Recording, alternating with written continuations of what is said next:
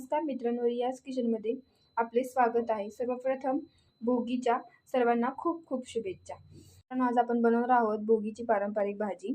इथे मी घेतलेला आहे ओठाणा, आमटीची भाजी, आमच्याकडे आमटीची भाजी बोलतात। मी घेतलेला आहे वठाणा थोडासा, हरभरा थोडासा, ऊस, बोर, हे आहे गाजर, थोडेसे शेंगदाणे, थोडासा हुरडा, घेवड्याची शेंग आणि वांग। सर्व भाज्या मिक्स करून आपण 10 ते 15 मिनिटं शिजण्यासाठी ठेवूया। मित्रांनो, आपण इथे कढई घेतलेली आहे, त्याच्यामध्ये ही आमटीची भाजी घालून घ्यायची। आमटीची भाजी घालून झाल्यानंतर याच्यामध्ये आपण थोडंसं घालायचं, सर्व साहित्य याच्यामध्ये घालायचं। सर्व प्रकारच्या भाज्या, एकदम हेल्दी अशी लागणारी ही भोगीची भाजी। आता याच्यामध्ये आपण थोडंसं पाणी घालूया आणि 10 ते 15 मिनिटांसाठी ही आपण शिजायला ठेवूया। 15 ते 20 मिनिट शिजल्यानंतर तुम्ही बघू शकता आपली भाजी एकदम शिजून रेडी आहे। ती एका प्लेटमध्ये काढून घ्यायची। आता ती भाजी मी एका ताटात काढून घेतलेली आहे। तिला छान असं अलगद हाताने थोडंसं बारीक करायचं आपण ह्या भाज्यांना। छान असं बारीक करून घेऊन मग फोडणी द्यायची। तुम्ही तर बघू शकता मी छान असं भाज्या मॅश करून घेतलेल्या आहेत, एकजीव केलेल्या आहेत सगळ्या भाज्या।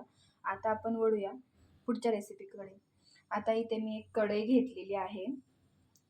फोडणीसाठी लागणारं सामान, थोडंसं वाटण घेतलेलं आहे मी, आलं, लसूण, खोबरं वगैरे, कोथिंबीर मिक्स वाटण आहे।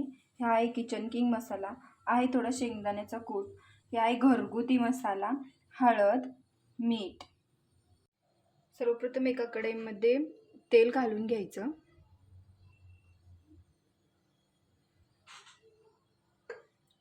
तेल घालून घेतल्यानंतर त्याच्यामध्ये थोडंसं हे आपण बनवलेलं वाटण टाकायचं।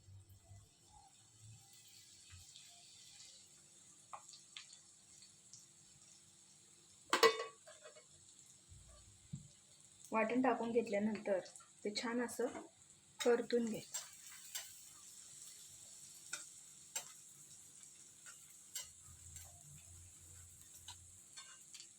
नंतर त्याच्यामध्ये हळद टाकून घ्यायची।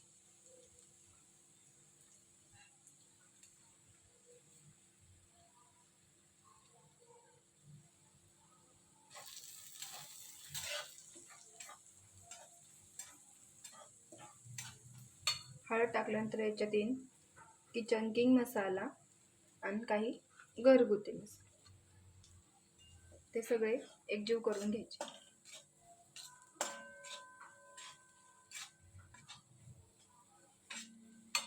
त्यानंतर येणार आपण ही भाजी टाकून घेऊया याच्यामध्ये।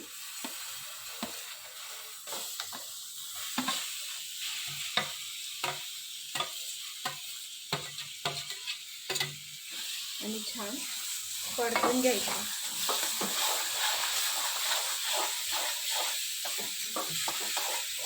परतून घेतल्यानंतर त्याच्यात टाकायचं थोडंसं पाणी।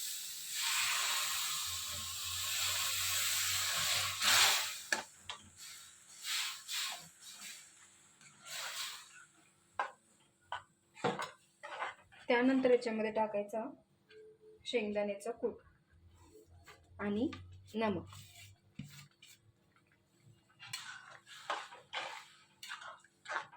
तुम्ही बघू शकता भाजीला किती छान असा कलर आलेला आहे आणि आपली भाजी आता रेडी आहे।